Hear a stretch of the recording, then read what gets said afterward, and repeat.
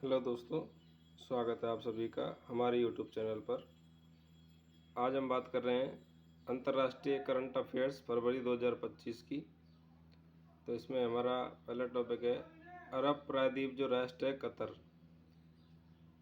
इसके अमीर तमीम बिन हमाद अल थानी की भारत की यात्रा हुई थी 17 से 18 फरवरी 2025 को, और भारत के प्रधानमंत्री और राष्ट्रपति जी से इन्होंने मुलाकात की थी। और इसमें 2000 जो समझौते हुए हैं, वर्ष 2030 तक द्विपक्षीय व्यापार को दोगुना करना है, भारत में 10 अरब अमेरिकी डॉलर का निवेश करना है, और कतर में यूपीआई का संचालन करना है। यूपीआई मतलब यूनिफाइड पेमेंट इंटरफेस, यानी कि यहाँ पर यूपीआई के द्वारा भुगतान किया जाएगा। कतर नेशनल जो बैंक है उसके द्वारा gift city Gujarat international financial tax शहर में कार्यालय खोला जाएगा। गिफ्ट सिटी जो आपको पता है गुजरात में है। और इसी के साथ भारत कतर संयुक्त व्यापार जो फोरम हुआ था वो 18 फरवरी को नई दिल्ली में आयोजित किया गया था। आपको ये ध्यान रखना है, भारत कतर संयुक्त व्यापार फोरम कहाँ पर आयोजित किया गया था? नई दिल्ली में। पीएम मोदी जी थे वो अमेरिका की यात्रा पर गए थे 13-14 फरवरी 2025 को, और इन्होंने मुलाकात की थी उनके गृह ब्लेयर हाउस में। ठीक है। और आपको पता है कि अमेरिका के जो राष्ट्रपति बने उनसे ये मुलाकात करने पहुंचे थे। इसी तरह से इजराइल के जो पीएम है उन्होंने मुलाकात की थी। इजराइल के जो पीएम थे बेंजामिन नेतन्याहू थे। जापान के पीएम ने मुलाकात की जिनका नाम था इशिबा सुगेरुतो। और जॉर्डन के जो राजा हैं अब्दुल्ला सेकंड, इन्होंने भी उनको मुलाकात की थी। अमेरिका और भारत में साइंस के बारे में बात करें तो निसार जो है ये इसरो और नासा के द्वारा बनाया जा रहा है, जिसका पूरा नाम है NASA ISRO synthetic aperture radar. ये पृथ्वी इमेजिंग उपग्रह है, इसको नासा और इसरो संयुक्त रूप से मिलकर बनाया है। नासा और इसरो का एक संयुक्त मिशन है जिसका नाम था एक्सियोम मिशन। इसी तरह से एक फ़ोटो बुक जो है वो लॉन्च की गई है जिसका शीर्षक है अवर जर्नी टुगेदर। ये अवर जर्नी टुगेदर, इसमें हाउडी मोदी और नमस्ते ट्रंप जो कार्यक्रम है उसकी तस्वीरें हैं। एक नया संगठन बनाया गया है ASIA स्वायत्त प्रणाली उद्योग गठबंधन, और ये इंडो पैसिफिक में उद्योग साझेदारी और उत्पादन को बढ़ावा देने के लिए बनाया गया है। तो ASIA जो संगठन है भारत और अमेरिका के बीच में बनाया गया है।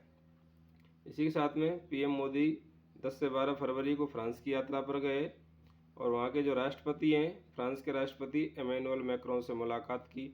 इन्होंने जो वार्ता की है वो मार्सिले, एक शहर है मार्सिले जो कि फ्रांस में स्थित है, वहाँ पर इन्होंने वार्ता की है। और यहाँ पर पेरिस में तीसरा जो था वो AI कार्य शिखर सम्मेलन हुआ, और इसमें प्रधानमंत्री जी ने सह अध्यक्षता भी इसमें की थी। पीएम मोदी ने अंतर्राष्ट्रीय थर्मोन्यूक्लियर प्रायोगिक रिएक्टर संयंत्र जो है यहाँ पर इन्होंने प्रायोगिक रिएक्टर में इन्होंने इसकी यात्रा भी की थी। मार्सिले में भारत के नए वाणिज्यिक दूतावास का उद्घाटन किया जाएगा, यानी मार्सिले जो शहर है यहाँ पर भारत का नया वाणिज्यिक दूतावास खोला जाएगा। अब हम बात करते हैं AI शिखर सम्मेलनों की। तो जो पहला जो 2023 में हुआ था वो बेलेचले में हुआ था जो कि UK में है। सेकंड जो हुआ है वो 2024 में सियोल दक्षिण कोरिया में हुआ है। और ये तीसरा जो है ये फ्रांस की जो राजधानी पेरिस में हुआ है। तो ये आपको याद रखने इम्पोर्टेंट है कि AI के शिखर सम्मेलन कहाँ कहाँ पर हुए हैं, बेलेचले, सियोल और पेरिस में। इसी के साथ में जो यूरोपीय संघ है उसकी जो अध्यक्ष हैं वो उर्सुला वॉन डेर लेयन हैं, और इन्होंने एक इन्वेस्ट AI पहल लॉन्च की है। यूरोपीय संघ के अध्यक्ष हैं, इन्होंने इन्वेस्ट AI पहल लॉन्च की है उर्सुला वॉन डेर लेयन ने। ब्राज़ील जो है, ब्राज़ील को ओपेक प्लस, जो ओपेक क्या है, पेट्रोलियम निर्यात देशों का संगठन है, उसमें पर्यवेक्षक देश के रूप में शामिल किया गया है ब्राज़ील को। ब्राज़ील COP30 की मेज़बानी करेगा। COP30 जो होगा उसकी मेज़बानी नवंबर 2025 में ब्राज़ील में की जाएगी। ओपेक प्लस जो है ये ओपेक प्लस का सुपरवाइजर देश बना है। तो ओपेक प्लस में जो सदस्य देश हैं उसमें 12 हैं, और इसमें जो एक रूस जो ऐसा है जो गैर ओपेक सदस्य है और ये पेट्रोलियम निर्यात में कार्य कर रहा है। इसी के साथ में जो भारत के जो प्रधानमंत्री मोदी हैं वो मॉरिशस के 57वें राष्ट्रीय दिवस समारोह में मुख्य अतिथि के रूप में भाग लेने गए थे। मॉरिशस के जो पीएम हैं उनका नाम है नवीन रामगुलाम। मॉरिशस को 1968 में ब्रिटेन से स्वतंत्रता मिली थी और 12 मार्च को यहाँ पर उनका राष्ट्रीय दिवस मनाया जाता है। जो 56वां राष्ट्रीय दिवस था तब हमारे भारत की राष्ट्रपति श्रीमती द्रौपदी मुर्मू जी उसमें शामिल होने गई थी मुख्य अतिथि के रूप में। अब हम बात करते हैं, एक संगठन है BOBPIGO। इसका मतलब है Bay of Bengal intergovernmental organization. इसकी स्थापना जो हुई है वो 2003 में हुई है। इसमें श्रीलंका, मालदीव, बांग्लादेश शामिल है और भारत जो है इसमें इसकी अध्यक्षता स्वीकार करी है भारत की। इसका उद्देश्य क्या होता है? बंगाल की खाड़ी क्षेत्र में छोटे पैमाने पर जो कारीगर मछुआरे हैं उनकी आजीविका के अवसरों को बढ़ाने का इसका उद्देश्य है, जिसका संगठन का नाम है BOBPIGO, Bay of Bengal intergovernmental organisation. ठीक है, इसमें भारत ने अध्यक्षता की है। बात करते हैं भ्रष्टाचार धारणा सूचकांक 2024 की, जिसको हम बोलते हैं करप्शन परसेप्शन इंडेक्स। इसको जो जारी करने वाली संस्था है वो ट्रांसपेरेंसी इंटरनेशनल है। पूछा जा सकता है भ्रष्टाचार धारणा सूचकांक को जारी करने वाली संस्था कौन सी है? तो ट्रांसपेरेंसी इंटरनेशनल। इसमें 2024 के आंकड़े में 180 देशों की तुलना की गई है। इसमें जो पैमाना लिया जाता है वो 0 से 100 के बीच में लिया जाता है। यदि किसी का 0 स्कोर आता है तो इसका मतलब पूर्ण भ्रष्टाचार है वहाँ पर। यदि 100 स्कोर आता है तो इसका मतलब है कोई सरकारी भ्रष्टाचार वहाँ पर नहीं है। इसमें लगातार 5 वर्षों से जो शीर्ष देश है वो है डेनमार्क। डेनमार्क जो है इसका 90 स्कोर है और दूसरा जो देश है वो फिनलैंड है। सबसे जो भ्रष्ट जो देश है वो है दक्षिण सूडान और सोमालिया दूसरे नंबर पर, लास्ट में सेकंड लास्ट। और भारत की बात करें तो इस बार इसकी रैंक है 96वीं और स्कोर हुआ है 38, जबकि 39 स्कोर था 2023 में और रैंक थी 93वीं। तो इस तरह से भ्रष्टाचार धारणा सूचकांक किया गया था। अमेरिका ने UNHRC संयुक्त राष्ट्र मानवाधिकार परिषद से अलग होने की घोषणा कर दी है। आपको पता है अमेरिका लगातार ये इससे बाहर होने की बात कर रहा है, जैसे UNHRC से हो गया है और WHO से भी इसने बाहर होने की घोषणा कर दी है।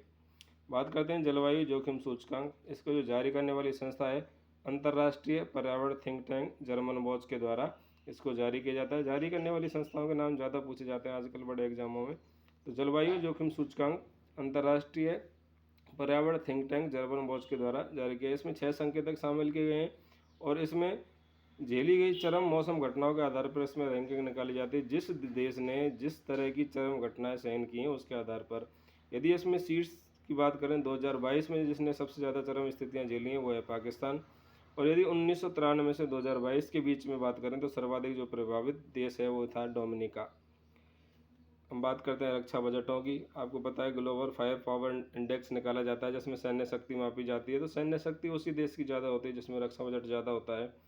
यदि हम पूरे वैश्विक रक्षा बजट की बात करें पूरे विश्व की तो $2.46 ट्रिलियन जो है पूरे विश्व का रक्षा बजट है। जिसमें सबसे ज़्यादा जो रक्षा बजट है वो USA का है $895 बिलियन। चीन का जो रक्षा बजट है दूसरे नंबर पर $266.85 बिलियन। रूस का जो है $126 बिलियन और भारत का जो है चौथा नंबर है जिसमें $75 बिलियन जो है रक्षा बजट है।